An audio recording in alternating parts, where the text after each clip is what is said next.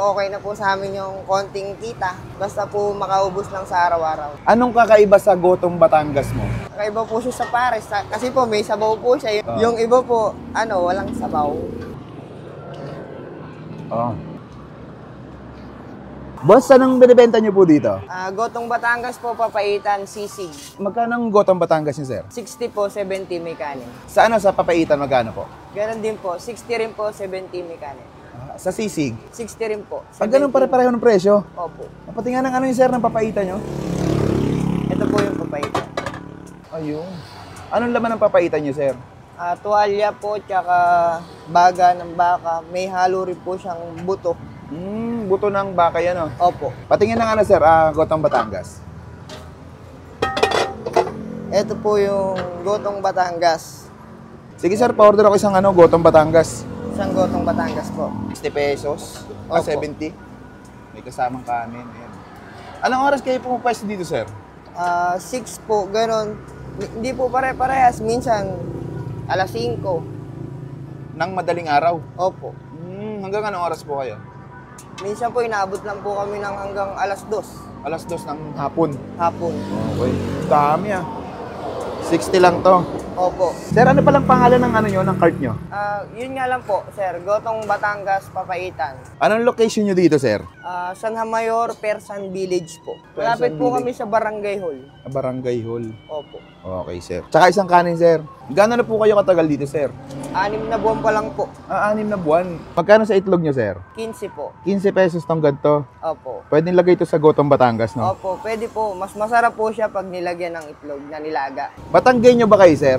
Hindi po. Taga Nueva Ecija po kami. Version lang po yung, yung Gotong Batangas. Gotong Batangas ng Batangas talaga to? Opo. Ang tinitinda mo. Okay, sir. Anong pagkakaiba ng Gotong Batangas mo sa Gotong Batangas sa Batangas? Ala po. Parehas lang po halos eh. Parehas? Opo. Ba't napakamura naman ito? Hindi ka ba lugi dito? Hindi naman po. Kasi po okay na po sa amin yung konting kita. Basta po makaubos lang sa araw-araw. Ilang kaldero na ubos mo, sir, sa isang araw? Ito pong dalawang kaldero po na to. Nauubos po to ng hanggang alas 2 minsan. Ubos yan? Opo. Ilang kilo yan? Yung ganyan?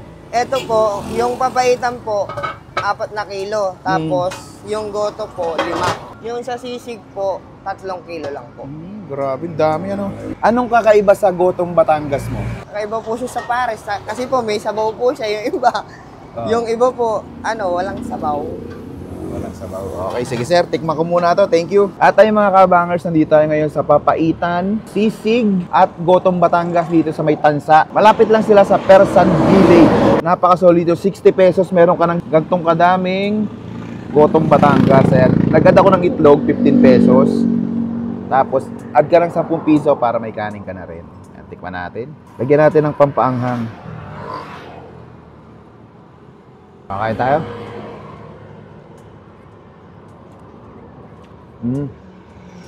Sarap ma. Lasa. Amang. Parang nakapunta ka na rin ng Batangas. Legit, masarap. Masarap yung nila. Gotong Batangas. Madalo.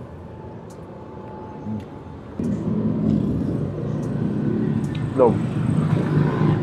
Sabaw natin.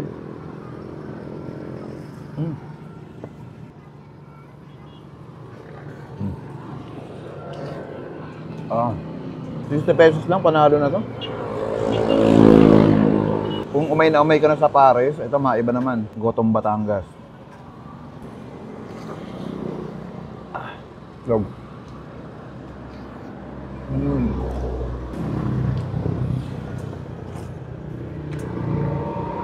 Grabe sarap.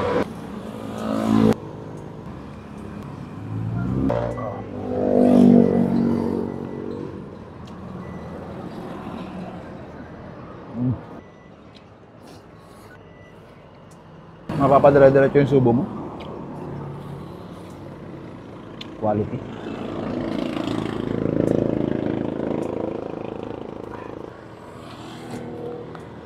Ito natin.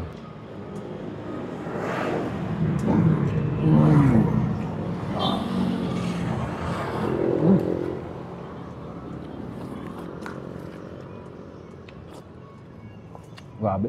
Solid. Ayun, gusto nyo dito sa Gotong Batangas, Papaitan at Sisig dito sa may Tansa lang.